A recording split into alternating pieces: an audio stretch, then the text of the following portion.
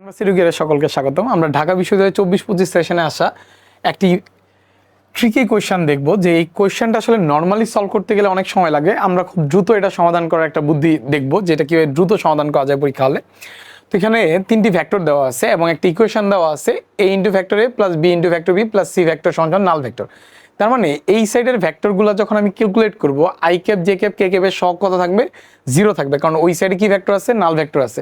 কারণ আমরা সহগ সমীকৃত লজিক থেকে আমরা জানি এই সাইডে আই জে কে এর সহগ যা হবে, ওই সাইডেও আই জে কে এর সহগ কী হবে? সেম হবে।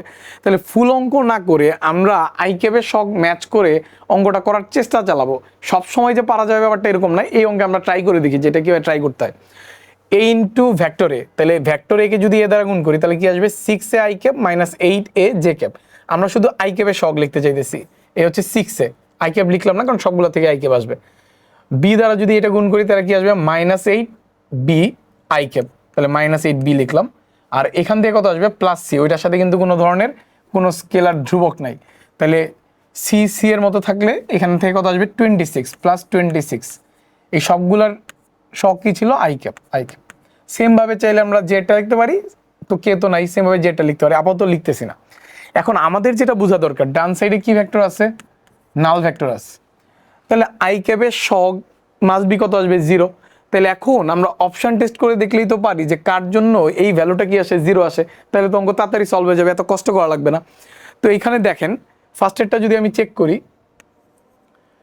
7 5 আছে, তাহলে এটা যদি আমরা চেক করি, এর ভ্যালু যদি 7 চেক করি তাহলে 42 আসবে। এর ভ্যালু যদি 7 বসাই, বি এর ভ্যালু যদি 5 বসাই তাহলে কত আসবে? 40। হ্যাঁ, তার মানে এইটুক বিয়োগ করলে 2 আসবে, আনসার হবেই না। আমার আসলে এতটুকু ক্যালকুলেট করলে হইতেছে, এতটুকের মান কত আসতে হবে? এতটুকের যে ভ্যালু এটা -26 আসতে হবে।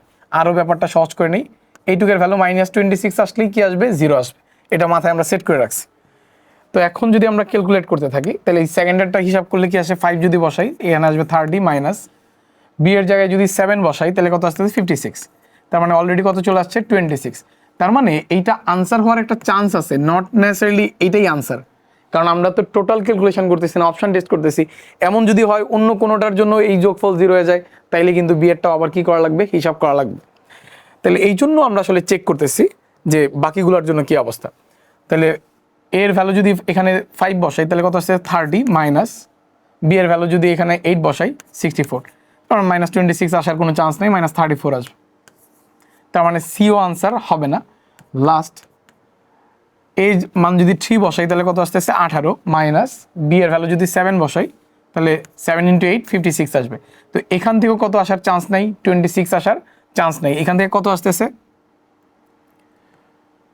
48 না, তো 38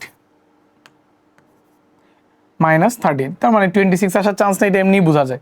তো এটা আসলে ক্যালকুলেশন করারই দরকার নেই।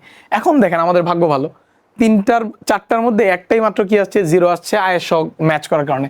তাহলে আনসার কি হবে? বি হবে। তো এইভাবে যদি আমরা সমাধান করি তাহলে অঙ্কটা কি হয়ে যাবে? দ্রুত সমাধান হয়ে যাবে।